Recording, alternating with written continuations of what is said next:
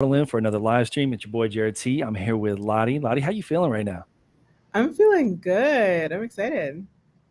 Well, I'm excited to have you. I feel like we get to have some of these conversations like in the group chats and uh, Yeah, we've done some of these. We did the radio one a few months back, but it's fun to do this in front of everybody. And I feel like you're such a wealth of knowledge. Like I'm excited to try to get some gems out of you and see what we can get that maybe people can find some value in. I hope so. Let's do it. Um, I want to go like the Jaden route of things. First things first, what'd you have for breakfast this morning? Did you have breakfast this morning? I haven't eaten today yet, actually. Oh, a whole day. I'm It's worried only about 2 o'clock, so it's fine. that's too long. That's too long. I'm also on the East Coast. So I gotta eat. You gotta eat. Um, but I want to give everybody a little bit of background. Of course, everybody on the music side of Web3 knows who you are. But anybody that's tuning in, whether now or after the fact that is not familiar, Lottie is like the cogs that keeps everything going. Like she's out here putting in work. If you I guys appreciate haven't it. heard, she helps manage TK's day-to-day operations.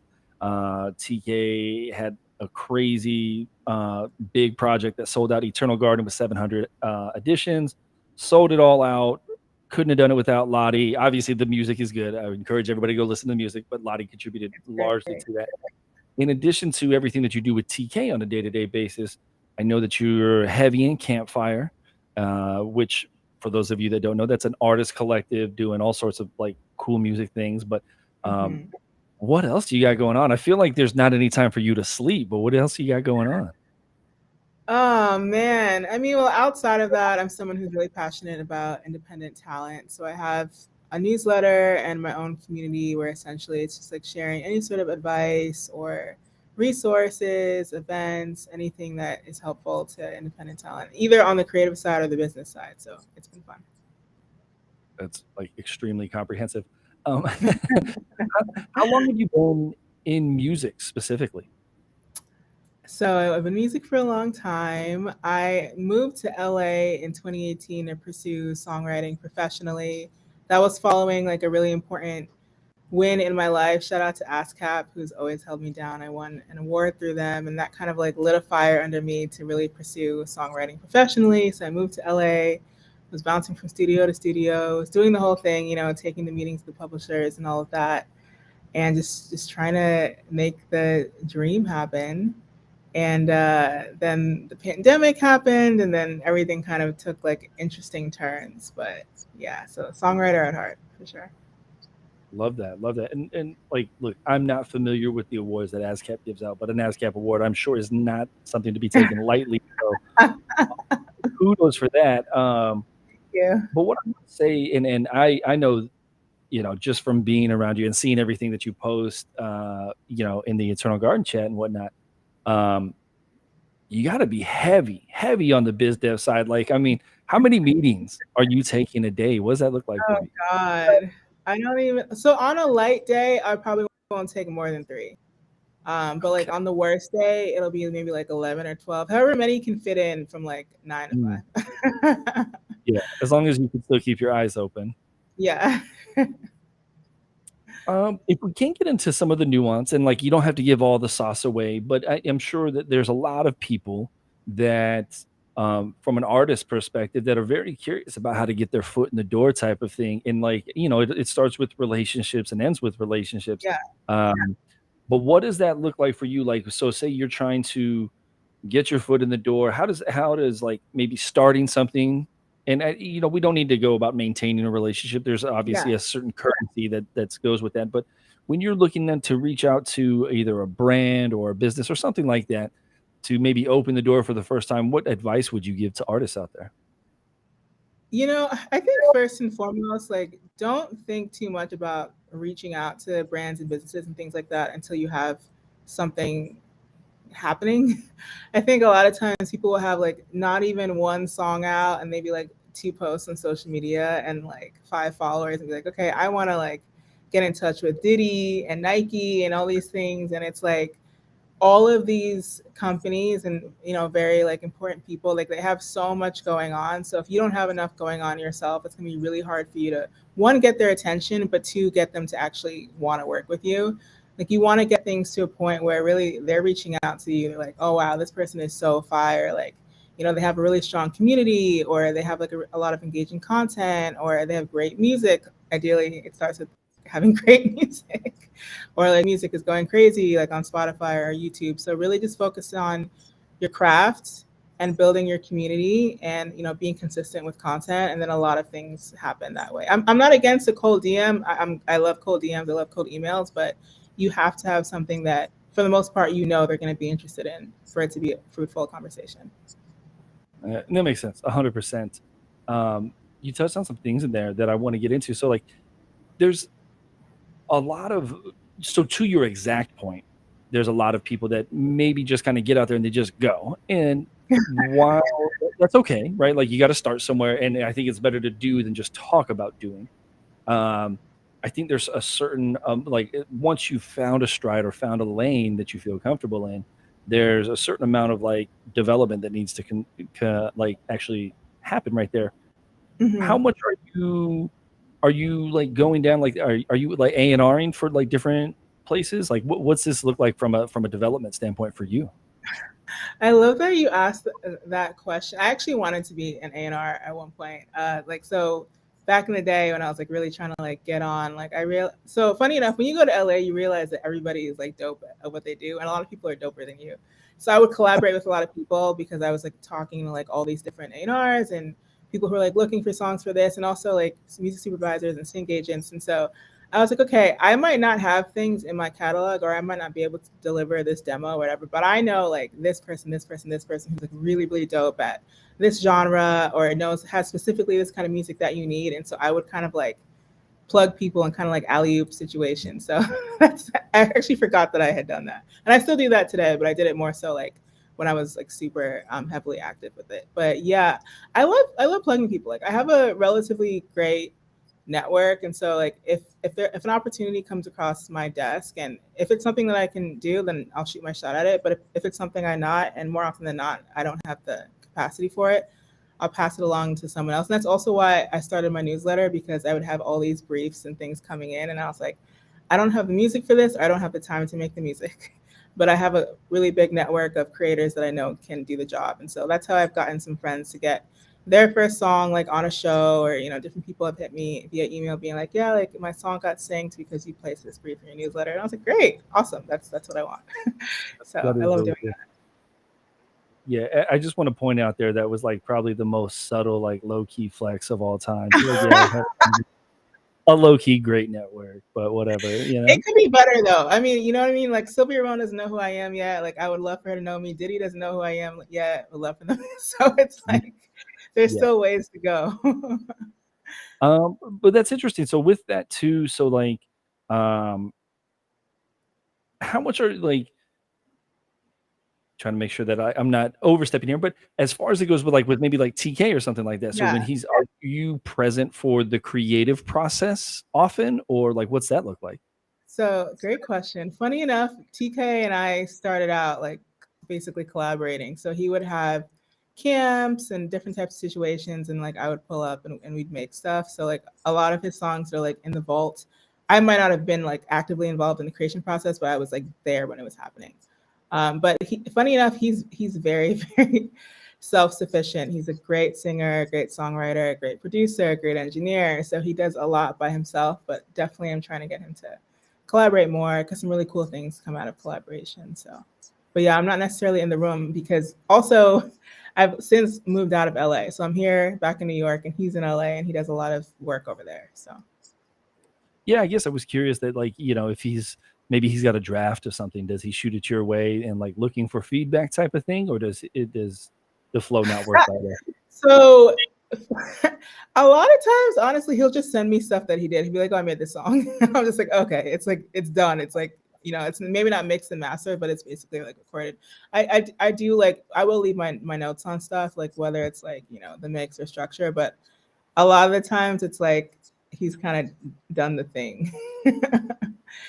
Yeah. Yeah, I guess that makes it easier for you. Then you're like, yeah, yay or nay, or this sounds cool. Like, Yeah, not, I would love to be kind of more in the weeds on the creative side with him. It's just that like there's a lot happening on the business side in terms of like contracts and emails and calls. So it's like even if I wanted to like be there, watching the whole process, it's like I don't have the capacity for it for at the sure, moment. for sure.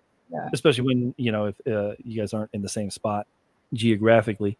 Um, Mhm. I want to give you a chance to put in a little bit of a plug. I know TK's got like a lot of things going on as far as like the street team kind of initiative, right? Tell everybody about what's going on with that because I want to get that out there for you guys. Yeah, so Pedal Power. So here's the thing, right? Like most artists, TK is not someone who loves using social media, and he doesn't especially love short form video content. And everyone knows that's like it's so important. Like if you really want to move the needle in terms of like your song going up or people knowing who you are, TikTok, Instagram Reels, YouTube Shorts. You guys hear about this all the time. It's really important. And so essentially, and again, I can't even take too much credit for this because it was really shout out to Gabe over at Mochi and Robbie at the 402. They kind of like came to us, were like, hey, like we have this idea.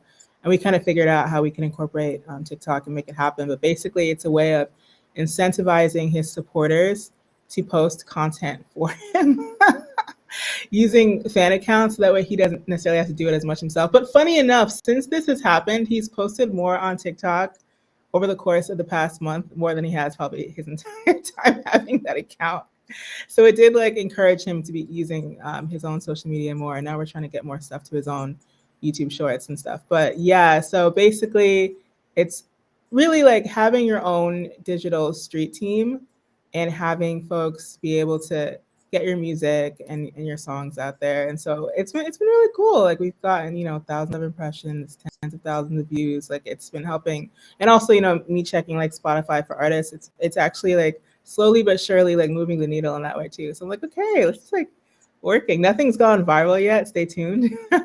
But it's been cool to see like kind of the content that works, the content that doesn't, the time of day that might work, and things like that. So No, I find that incredibly interesting. And it's actually like such a good idea to mobilize people that that are already present, right. probably already posting, and then you mobilize them into a social street team or a TikTok street team, however you want to put it.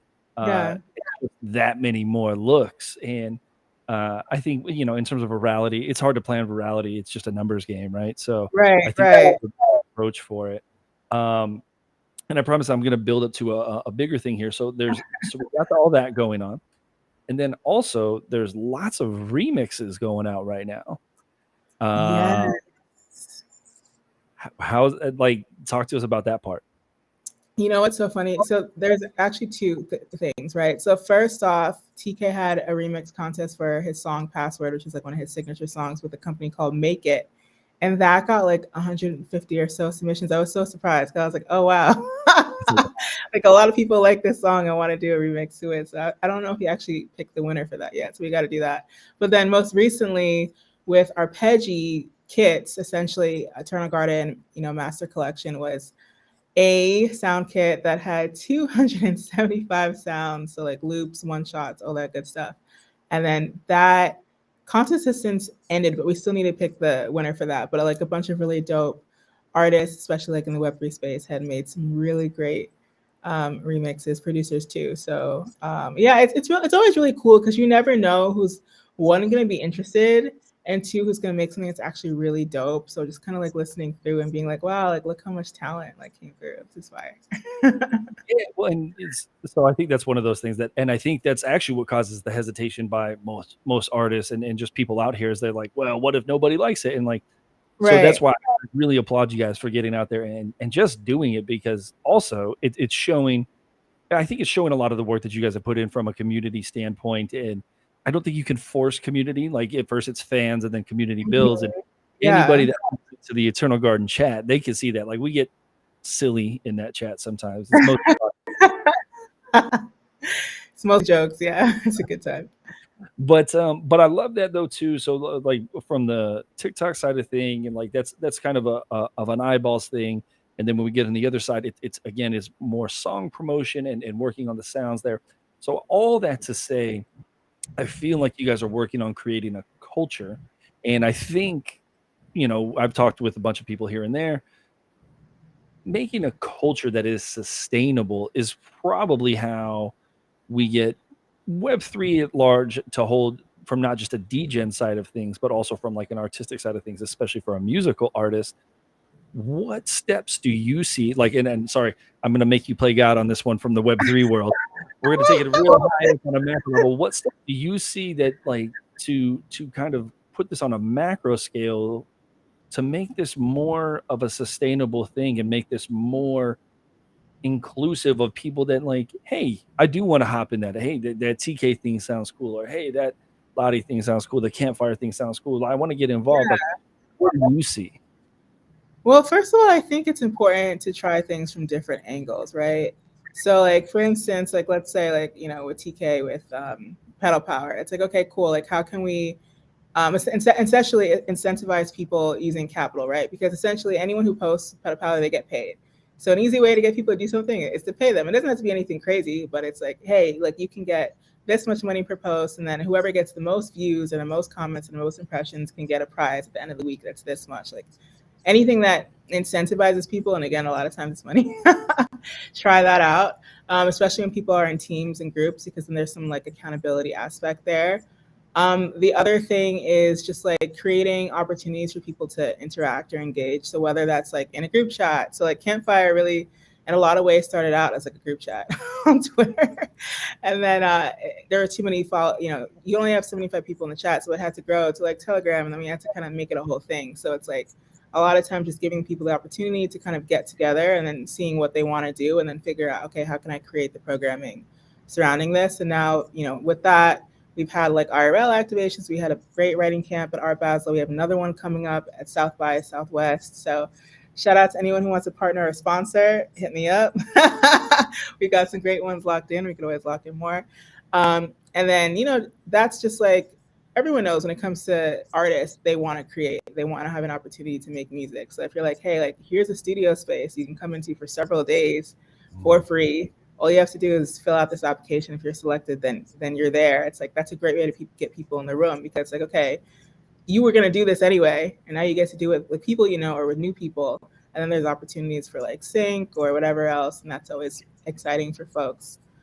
And then I think the other thing too, is sometimes just like gifting people, like, if you, so even with like, if you want people to participate in something, if you want people to collect something, even with Eternal Garden, we had a bunch of giveaways. Like we partnered with some great folks, like Bitsky, for example, they bought 15 NFTs off of us and they raffled all of those away. So when you give someone the opportunity to have something for free, that's a great way to introduce them to the space or to you as an artist or to anything else. So it really comes down to what can you do for free? And if you can't afford to do it for free, how can you partner with people who align with what you're doing that can help offset that? Yeah, no, for sure. And make no mistake, people like free shit. So yeah, people like free things and they like money. Like I don't know anyone who doesn't like free things or money and camaraderie too. So like if you can figure out the combination of those things, you're in a good spot. Yeah. And I think we'll give the most probably pertinent example right now. Obviously, we've got Sammy with his song on Sound right now that is absolutely going crazy. I love Sammy so much. And I think what's really interesting is I think he did a really good job of meeting people where they were, right? Like Absolutely. he went to people and like he met, and this is not a derogatory phrase at all, but he met degens where the degens were, type of thing, Yes. And so he brought music to him that they wanted to hear, and they put it in a way, and he's been present in that community for a long time. So there's a lot to be learned from what he's done and from what he's doing. It's like when you're able to really rally a community of people who will go, to hell and high water with you, it's like you can't lose, so there's a lot to be learned from that, because I was actually in the space when it had gone live, and I think it was like 1,000 or 1,500 minted the first day, and I was like, bro, you're different. That's crazy.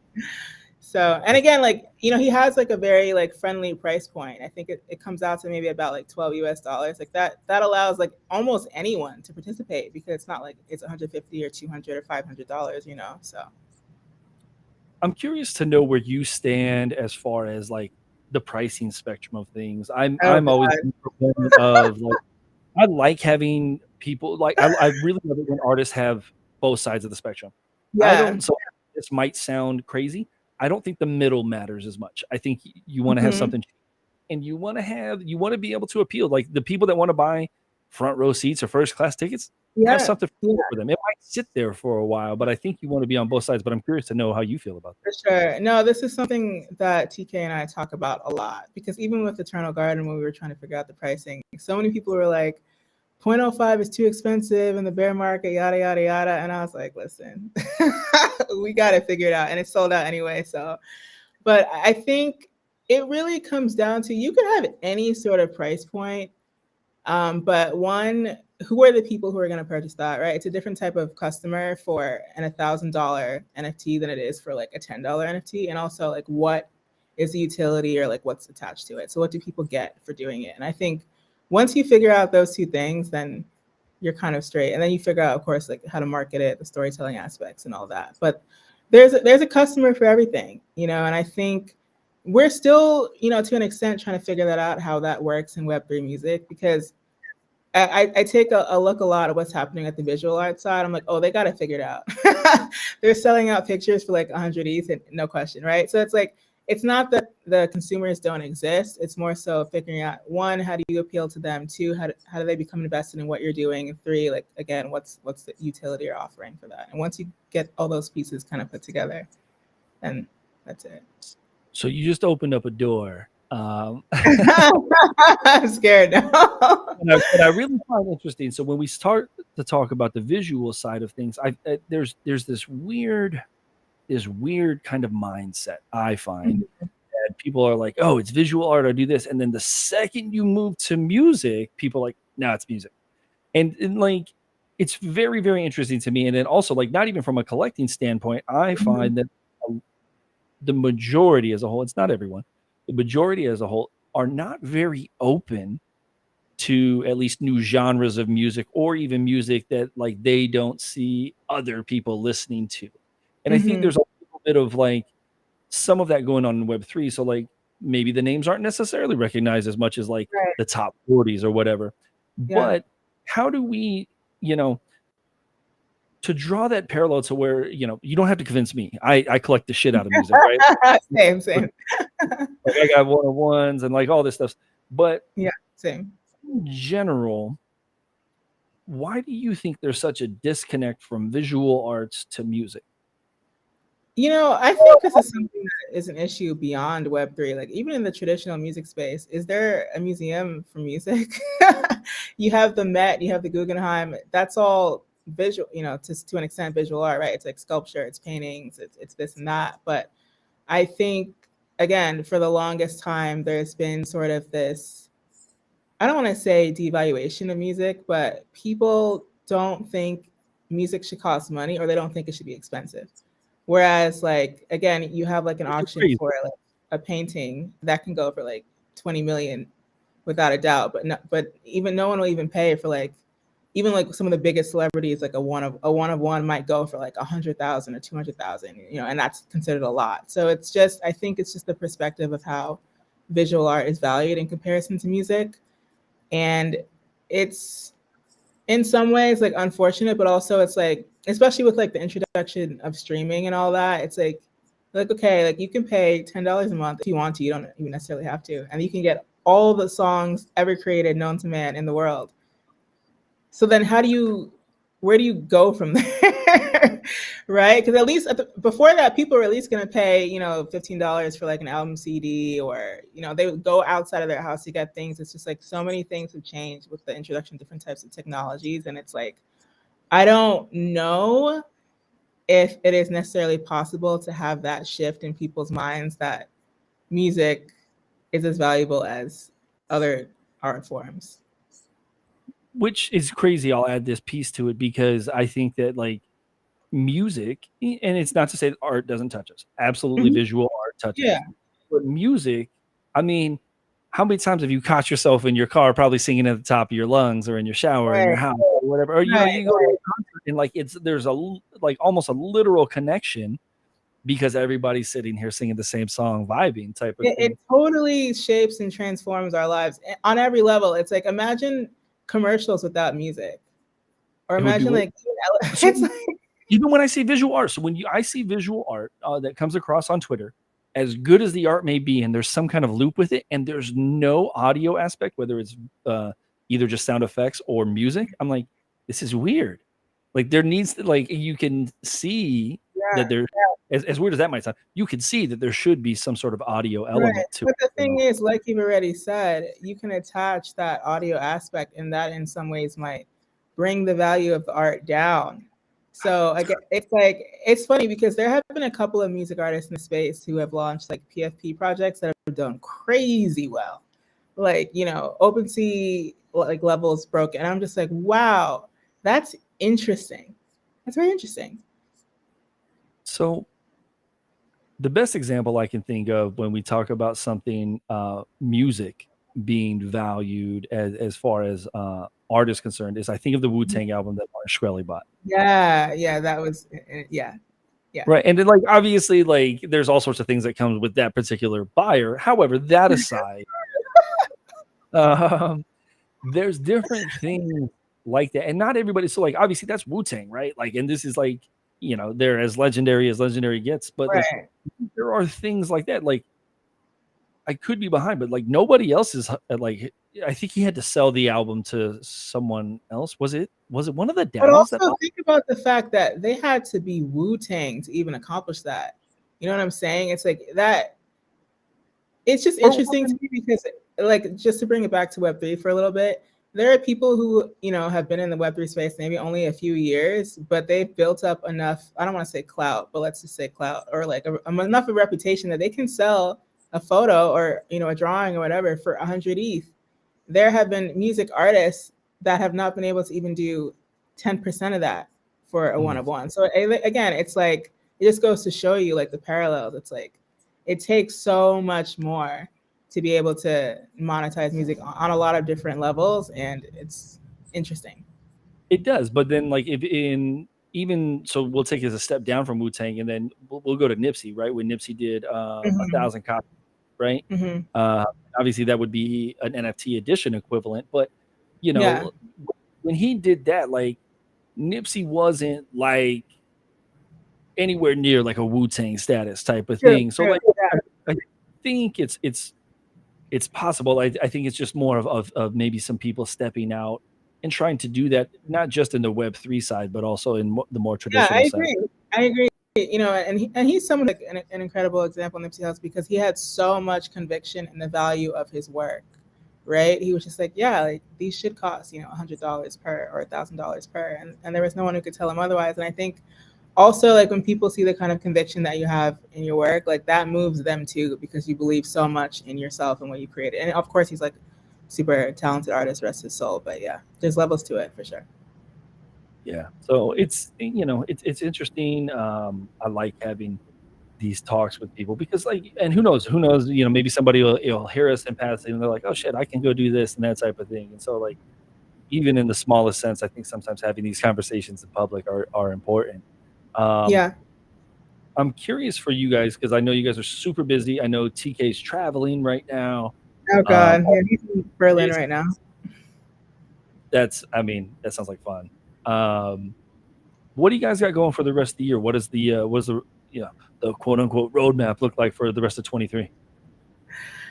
Okay, great question. So it's a couple of things. So we're trying to focus to an extent a little more heavily on what's happening in the traditional music space, like web music. So he's going to be having several songs released, on the DSPs, and then like the full album. So like Eternal Garden is already out and public in Web3, but not necessarily yet in Web2. So just like creating the visuals for that, releasing that. What else can I talk about?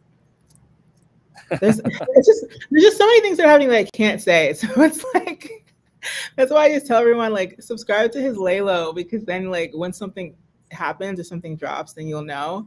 But besides that,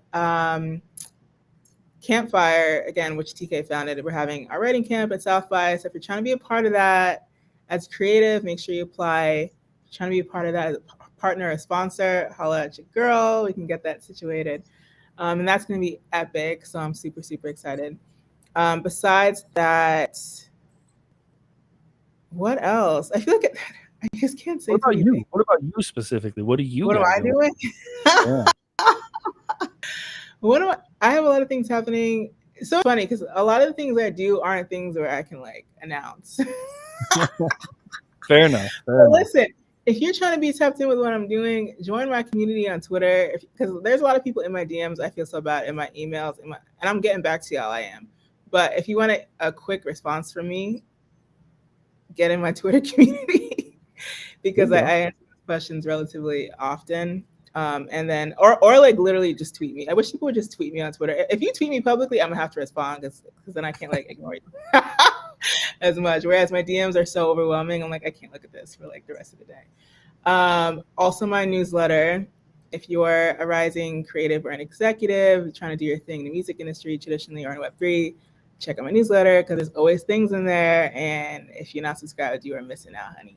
I post stuff on social too, but it's like the way the algorithm is set up. If it's in your email, you're gonna see it. What else? You'll just have to hear some things as they happen. Like, you writing? You do any more writing at all? Oh yeah, you know what's so funny? I've been trying to use TikTok more. So me and my homegirl Isidore, who's like one of my besties, who's also a great artist, we were doing like freestyling type of like writing session on TikTok live. So yeah, I've been writing some more too. Yeah. So one album, you know? Oh, girl. You're so funny. You're so funny.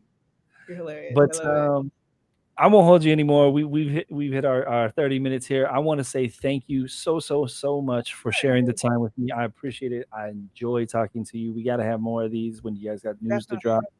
Doors always open. If you guys don't know, you can follow Ladi on. I want to make sure I spell this right. So it's at Ladi Day, LADIDAIX. Did I pronounce that right? Yeah, that's correct. Perfect. Follow her, hit her up.